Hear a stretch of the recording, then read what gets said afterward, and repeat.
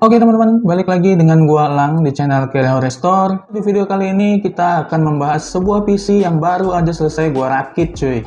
Nah, PC yang ada di sebelah gue ini adalah sebuah PC pesanan dari salah satu subscriber kita yang dipesan jauh-jauh dari seberang pulau sana cuy. Kalau dari tempat gua yang berada di Sumatera ini, jaraknya itu ngelewatin 2 pulau cuy. Jadi setelah video ini dibuat atau diupload, mungkin PC ini bakalan langsung berkelana cuy.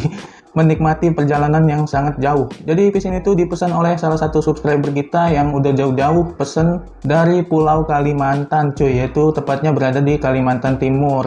Dia bilang di DM Instagram itu dia pengen merakit PC dengan budget yang minimalis, kira hore lah pastinya ya, tapi bisa dipakai buat editing dan gaming cuy. Gaming tipis-tipis lah ya. Jadi kliennya itu pesan PC ini untuk bermain sebuah game yang cukup berat lah ya, kalau menurut gua, yaitu adalah game PUBG Steam cuy. Dan oleh karena itu untuk ngejalanin game itu perlu juga spesifikasi PC yang sangat mumpuni pastinya cuy. Tapi dikarenakan kondisi budget yang sangat minimalis, apalagi buat kita kaum kirehore ini yang bukan terlahir sebagai sultan lah ya, tapi tetap pengen nyicip gitu cuy, bisa dibilang nyicip untuk bisa bermain game sekelas PUBG Steam cuy. Oke, jadi di video kali ini yang akan kita bahas dari PC pesanan klien kita sekaligus subscriber kita, yaitu adalah yang pertama sudah pasti spesifikasinya, yang kedua kita juga bakal ngeliatin proses perakitannya, udah biasa ya, udah pasti kita selalu ngeliatin proses perakitannya, dan terakhir kita juga bakal melakukan tes performa atau sekaligus tes game ya cuy ya. Oke, kalau gitu kita langsung aja cuy, kita langsung aja bahas spesifikasi PC yang ada di sebelah gua ini cuy. Oke, yang pertama yang bakal kita bahas mungkin dari prosesornya aja dulu ya. Jadi untuk prosesornya ini sebenarnya gua agak-agak dilema cuy untuk memilih beberapa pilihan prosesor di range harga yang kurang lebih sama cuy. Dan juga gua mempertimbangkan perbandingan spesifikasi atau performa dari beberapa prosesor yang menjadi pilihan gua tersebut cuy. Sekaligus gue ingin mencoba opsi lain. Jadi kali ini gue memutuskan untuk menggunakan prosesor dari AMD, yaitu AMD FX 4000 series cuy. Sebagai perbandingan, AMD FX 4000 series ini kurang lebih memiliki spesifikasi dan performa yang sama dengan Intel Xeon E3 1220 V2, sama-sama memiliki 4 core dan 4 thread, dan juga AMD FX 4000 series ini punya base clock 0,8 GHz lebih tinggi cuy daripada Intel Xeon E3 1220 ini cuy. Ya meskipun keunggulan dari Xeon ini mungkin memiliki TDP yang lebih rendah daripada FX 4000 series ini, tapi untuk secara performa kurang lebih sama atau bisa dibilang sedikit di atas Xeon E3 1220. Tapi sekali lagi itu masih di atas kertas ya cuy ya, secara kita ngelihat spesifikasi yang tertulis gitu cuy. Tapi untuk performa di tes secara langsung gua belum pernah nyoba, cuman nggak bakal lari jauh-jauh karena spesifikasi yang tertulis itu bisa jadi acuan kita untuk memilih sebuah prosesor. Nah, jadi selain karena spesifikasinya yang hampir sama, alasan gua juga karena balik lagi ke budget cuy. Oke, kemudian selanjutnya untuk motherboard di sini gua menggunakan dari merek MSI dengan soket AM3 Plus pastinya atau AM3 Plus ya cuy ya. Motherboard AM3 Plus dari MSI ini belum punya port untuk USB 3.0 di bagian depan. Ya wajar lah ya, karena bisa dibilang motherboard jadul. Bahkan H61 juga jarang yang udah ada slot USB 3.0-nya ya cuy ya. Cuma ada dua slot RAM DDR3 pastinya. Untuk port-port bagian belakangnya ya standar lah ya, hampir sama seperti motherboard DDR3 pada umumnya. Cuma di sini yang sayangnya dia belum ada port untuk HDMI-nya cuy, belum ada port untuk HDMI-nya cuy ya, hanya ada port untuk VGA cuy. Kemudian untuk RAM-nya, di sini untuk RAM gua menggunakan dari merek VGen 2x4 GB DDR3 1333 MHz dan dual channel ya cuy ya pastinya. Terus untuk komponen selanjutnya cuy, motherboard udah, prosesor udah, RAM udah. VGA dulu ya mungkin. Di sini gua menggunakan VGA yang sama dengan rakitan PC 4 jutaan yang kemarin, yaitu GeForce GTX 750 Ti cuy. Tapi dengan merek yang berbeda. Kalau kemarin kita pakai dari Phenom RX, sekarang kita pakai merek Zotac cuy. Zotac bukan brand baru ya, bisa dibilang brand udah lama banget. Dari VGA-VGA seri jadul juga udah banyak banget keluaran dari Zotac ini.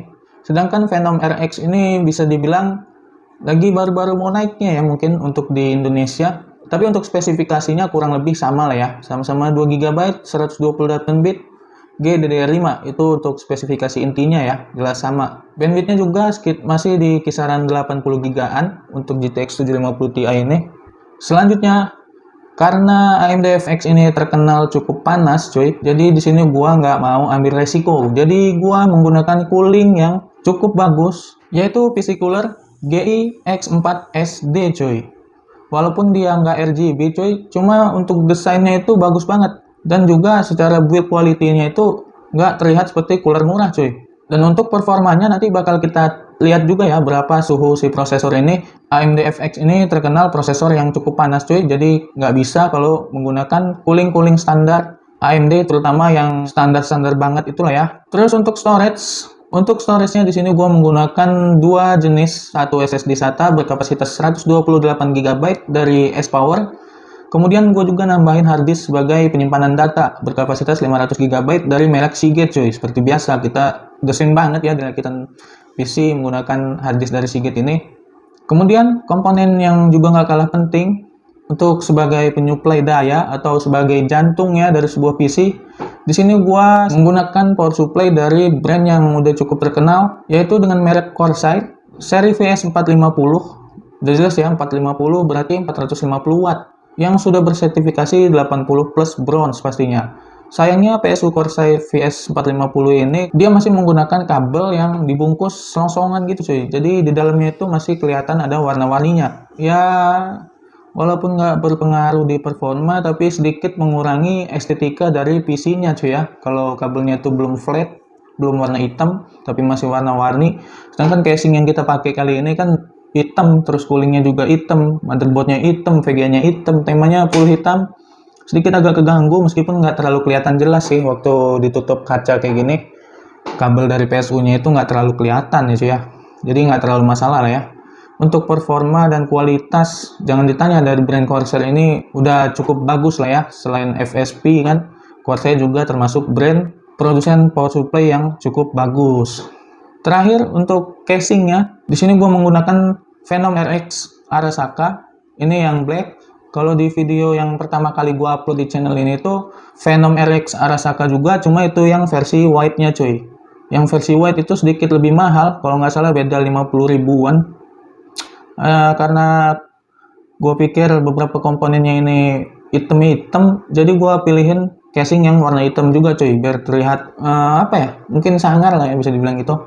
Casing ini cukup bagus, airflow-nya ini luar biasa, gede-gede banget di depannya ini dengan motif, kalau menurut gua kayak motif ketupat ya cuy ya. Dan di paket pembeliannya kita udah dikasih 2 buah fan. Berukuran bukan 12 cm lagi cuy, ini 14 cm ya cuy ya, jadi lebih besar dari fan casing-casing pada umumnya. Dan juga untuk airflow-nya ini udah bagus banget, di atas kita bisa pasang 2, di depan udah dibonusin 2 untuk fan-nya. Di bawah kita bisa pasang 2. Di belakang bisa juga kita pasang 1 cuy. Di depan kalau kita mau pasang 3 fan bawaannya, yang 2 ini bisa kita lepas. Terus kita bisa pasang 3 fan yang ukurannya lebih kecil, yaitu 12 cm ya cuy ya. Terus tampilannya juga cukup keren, dan juga pastinya udah tempered glass cuy. Cover PSU-nya juga udah ada. Ya, casing harga 400 ribuan ini sih udah worth it ya untuk kita beli. Udah bonus fan 14 cm, jarang banget casing-casing sekarang yang ngebonusin fan, apalagi ukurannya anti mainstream kayak gini 14 cm bonus cuy, bukan beli. Oke, mungkin itu aja komponen yang kita pakai di rakitan kali ini. Udah ya, udah semuanya. Jadi sekarang kita ke proses perakitannya. Gue bakal liatin sebentar, mungkin sekitar 1-2 menit. Jangan di skip proses perakitannya. Terus kita langsung ke tes performanya cuy. Kita ngelakuin tes game, kemudian tes di software editing juga kayaknya. Karena ini PC bakal digunain untuk ngedit video juga cuy.